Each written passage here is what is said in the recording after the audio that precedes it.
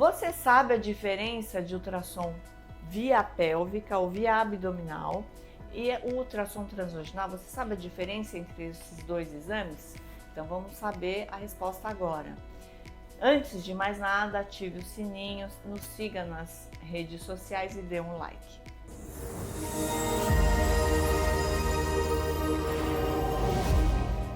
O ultrassom pélvico via abdominal, ele engloba o útero e ovários também, como o transvaginal. Mas qual é a diferença? Você tem que encher a bexiga, porque quando você não enche a bexiga, o intestino fica na frente do útero e do ovário e a gente não tem janela, a gente não enxerga. O gás e as fezes, eles dissipam o som. A gente joga um som que a gente chama de ultrassom, porque é uma frequência mais alta e não é audível para os seres humanos. Então, essa dissipação desse som dentro da barriga faz com que o som não chegue ali no útero e ovário de uma maneira harmônica e reta, e a gente não tem a captação da resposta da imagem. Então, quando você vai fazer um ultrassom pélvico, você tem que encher bem a bexiguinha. E a água, gente, não é assim, me dá um copo de água. Às vezes a paciente está com acompanhante e fala assim, passa um copo de água aí, não adianta. Você tem que tomar a água vai para o estômago, depois vai para o sangue, depois vai para o rim e depois que vai para a bexiga. Isso demora um pouquinho. Então não tenham pressa de fazer um exame com a bexiga vazia, porque o exame não fica bom. A interposição de alças intestinais com gases e a falta de uma janela acústica vão prejudicar o seu exame.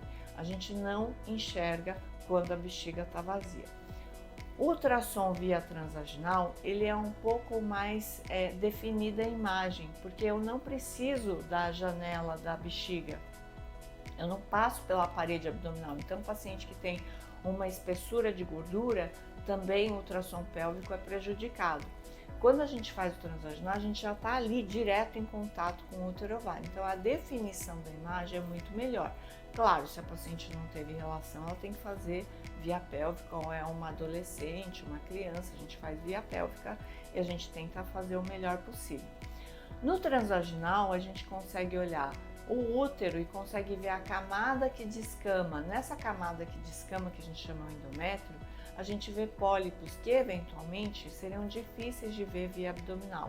A gente vê pequenos cistos de endometriomas. Endometriomas são secundários à endometriose, é uma doença que é frequente hoje em dia, que é quando a camada que descama do útero, a menstruação, ela vai parar em ovário, por exemplo. Se a gente vê via pélvica, às vezes a gente não enxerga. Acometimento de endometriose no intestino. Se a gente for ver só via pélvica, a gente não enxerga, a gente só enxerga a aderência. Então a endometriose faz como se fosse uma cola e gruda os ovários e o útero e deixa tudo num bloco só.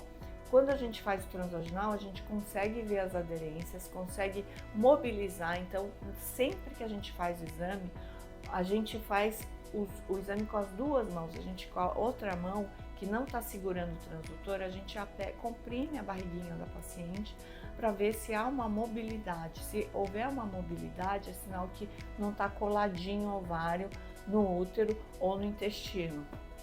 A gente consegue ver se a paciente eventualmente ovulou, então pacientes com problemas de ciclos ovulatórios. A gente consegue ver pequenos miomas, adenomiose, que é quando a camada que descama, que é o endométrio, infiltra no músculo, entre as fibras musculares, porque o útero, ele é um saquinho de fibra muscular, por isso que ele estica tanto para conter um bebê placenta e líquido até os 9 meses de gestação.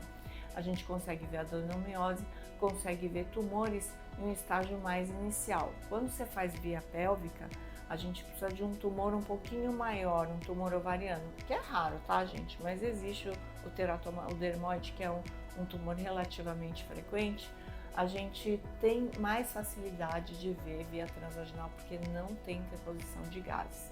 Então, alguns detalhes, como pólipos em bexiga, às vezes eu também, mesmo via transvaginal, geralmente sobra um pouquinho de xixi na bexiga e a gente consegue ver se a paciente tem alguma queixa, por exemplo, na urina, e um sangue na urina, a gente não consegue ver via abdominal, mas pelo transvaginal com um pouquinho de um filete de bexiga, de líquido na bexiga, a a gente consegue ver uma verruguinha, um câncer então inicial, consegue ver um cálculo pequeno.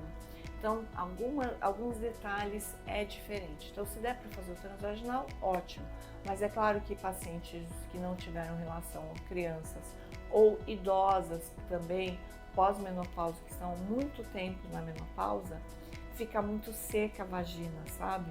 E é difícil a penetração do transdutor. Então, nesses casos também a gente tenta fazer via abdominal.